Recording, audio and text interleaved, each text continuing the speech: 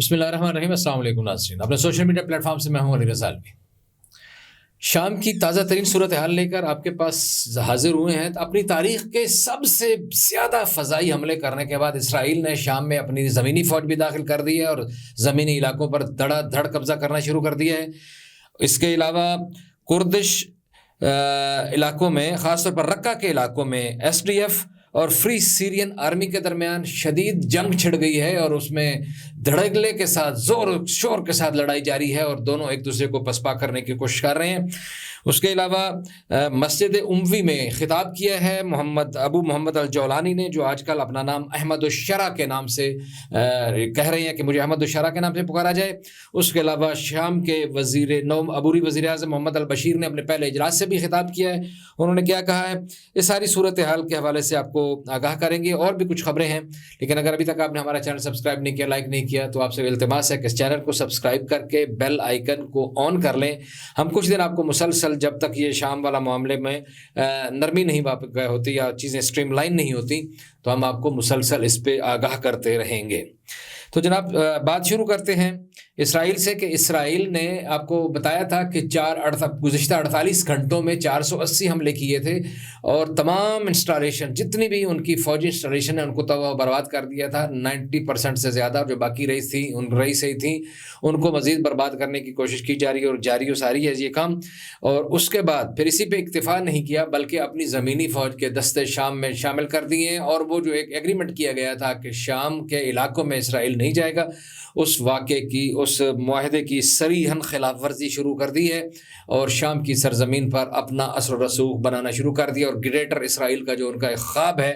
اس کو عملی جامہ پہنانے کی طرف اپنا قدم بڑھانا شروع کر دیا ہے۔ جب یہ صورتحال کے اوپر کچھ لوگوں نے اعتراض کیا اور بہت زیادہ اس کے اوپر احتجاج ہوا، لہدے شروع ہو گئی ہے کہ یہ اسرائیل کو نہیں کرنا چاہیے۔ اس کے اوپر اقوام متحدہ کے سربراہ نے بھی کہا کہ یہ انتہائی تشویشناک ہے اور یہ شام کی خود مختاری کے صریحاً خلاف ہے کہ اسرائیل اس طرح کی کارروائی وہاں کر رہا ہے اور ان کی زمینوں میں، ان کے بارڈرز کو کراس کر کے اندر گھس گیا اور وہاں زمینوں پہ دھڑا دھڑ اسے مختلف علاقوں میں اور شہروں پہ قبضے کر رہا ہے۔ تو اس کے جواب میں اسرائیل کے سب سے بڑے وکیل، امریکہ کے ایک بڑے ڈپلومیٹ نے کہا ہے کہ یہ تو بڑی نیک نیتی سے یہ کام کر رہا ہے اسرائیل، کیونکہ وہ یہ چاہتا ہے کہ وہاں کا جو اسلحہ ہے وہ برے لوگوں کے ہاتھ نہ لگ جائے۔ ٹھیک ہے جناب، یہ تو وہ کہہ رہا ہے، لیکن دوسری طرف اسرائیل کے ہی ایک وزیر نے کہا ہے کہ یہ کامیابی کبھی بھی نہیں ہو سکتی تھی اگر ہم تعاون نہ کرتے، تو یہ کامیابی جو شام میں بشار الاسد کی حکومت گرائی گئی ہے اور ہیئت التحریر نے جو کامیابی حاصل کی ہے، اس کے پیچھے ہمارا ماسٹر مائنڈ اور ہماری مدد شامل ہے اور ہماری اسٹریٹجک جو ہے ان کو سپورٹ حاصل تھی، اس وجہ سے یہ ان کو کامیابی حاصل ہوئی ہے اور اسی وجہ سے یہ رجیم جو ہے اس کا اسد کا ٹوٹا ہے۔ ایران کو نقصان اٹھانا پڑا ہے، ایران کو اپنا شرمندگی سے واپس جانا پڑا ہے اور لبنان کا راستہ بند ہو گیا ہے، حزب اللہ کا راستہ بند ہو گیا ہے۔ یہ ہماری ساری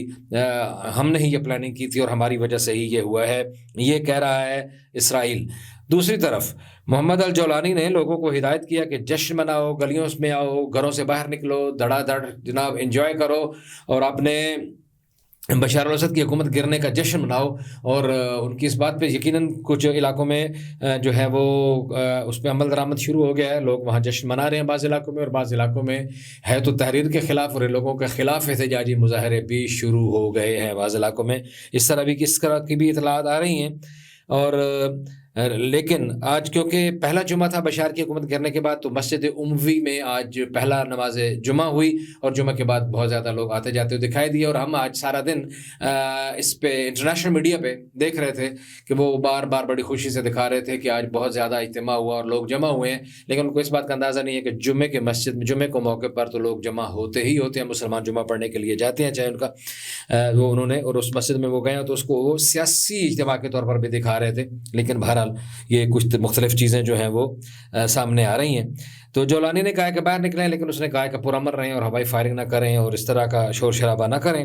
اور اس طرح جو ہے چیزوں کو تاکہ خراب نہ ہو جائیں۔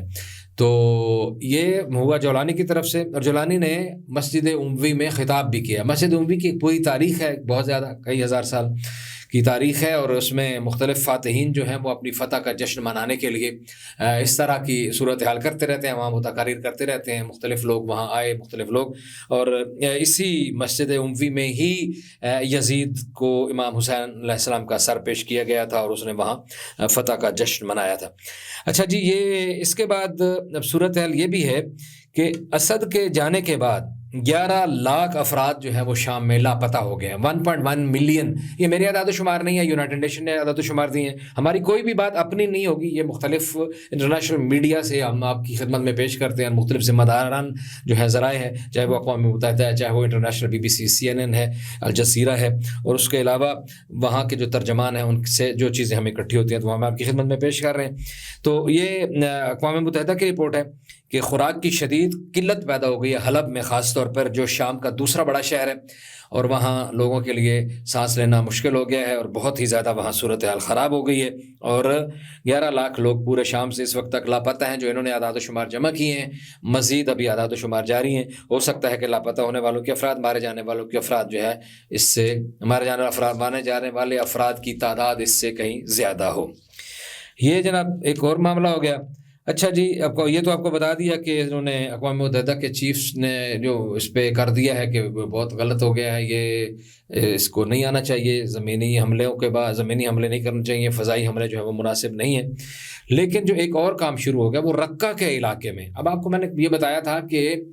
یہ دریائے فرات کا جو ایک کنارہ ہے جو ترکی سے نکل کے پورے شام سے ہوتے ہوئے عراق میں داخل ہوتا ہے، فرات مشہور جگہ بھی ہے، دریا واقعہ کربلا بھی اسی کے کنارے وہ نہر القمہ کے ارد گرد جو پیش آیا تھا۔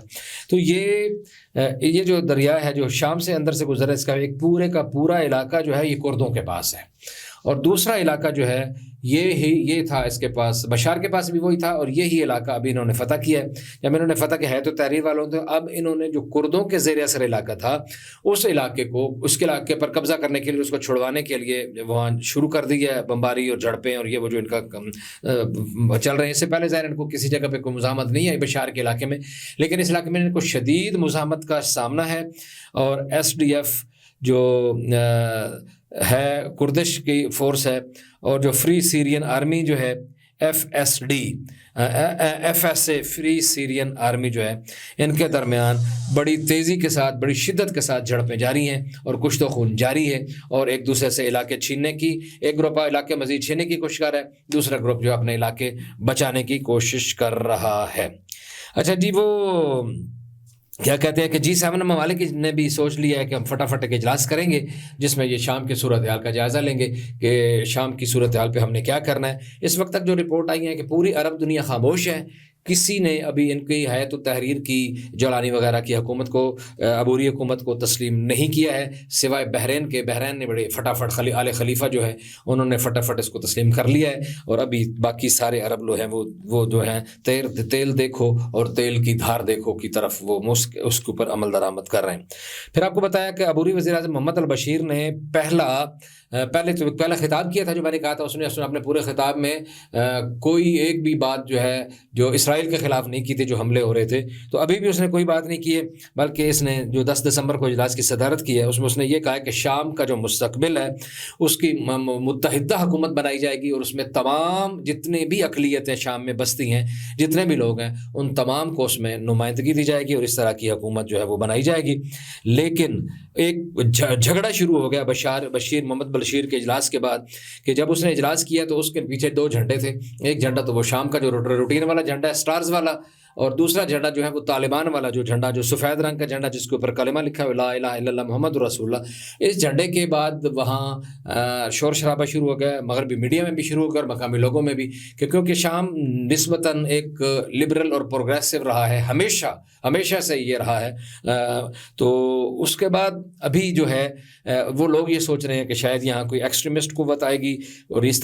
جھنڈے کی، کیونکہ طالبان کے جھنڈے کے ساتھ بہت زیادہ مماثلت ہے، طالبان کا جھنڈا بھی یہی اور یہ بھی اسی طرح کا ہے، ہے تو وہاں لوگوں میں خوف و ہراس پیدا ہو گیا ہے، اور بلکہ مماثلتیں تلاش کی جا رہی ہیں۔ کہہ رہے ہیں کہ ہے تو تحریر میں اور طالبان میں مماثلت ہے، انہوں نے بھی 11 دن میں کابل فتح کیا، انہوں نے بھی 11 دن میں دمشق فتح کیا، کہتے ہیں کہ وہ بھی اتوار والے دن ادھر آئے، اس کا کہتے ہیں یہ بھی اتوار والے دن آئے، ان کا بھی حکمران بھاگ گیا، ان کا بھی حکمران بھاگ گیا۔ تو یہ مماثلتیں جو ہیں وہ تلاش کی جا رہی ہیں، لیکن بہرحال شام کا مستقبل جو بھی ہوگا وہ تو خدا ہی بہتر جانتا ہے، لیکن ابھی تک جو اس کی تازہ ترین صورتحال تھی اس سے ہم نے آپ کو آگاہ کر دیا۔ ہاں ایک بات جاتے جاتے ایک اور بات رہے گی، وہ جو آپ کو بتا دوں کہ عربوں کا ایک اجلاس ہو رہا ہے، یہ اردن میں یہ ایک سمٹ ہو رہا ہے جس میں عرب اور مغرب ممالک کے جو سربراہ ہیں وزرائے خارجہ جو ہیں یہ شریک ہوں گے، اور یہ اس ویکینڈ پہ ہوگا، میرا خیال اتوار والے دن یہ ہو رہا ہے، اور اس میں یہ جو ہے سیریا کے مستقبل کے حوالے سے غور کریں گے، انتقال اقتدار کے حوالے سے غور کریں گے، اور جو وہاں بدامنی کی جو لہر پھوٹ گئی ہے، ٹھیک ٹھاک بدامنی شروع ہو گیا فٹافٹ، اس کے اوپر غور کریں گے، کیونکہ سب سے بڑا مسئلہ یہ ہے کہ 30 گروپ جو ہیں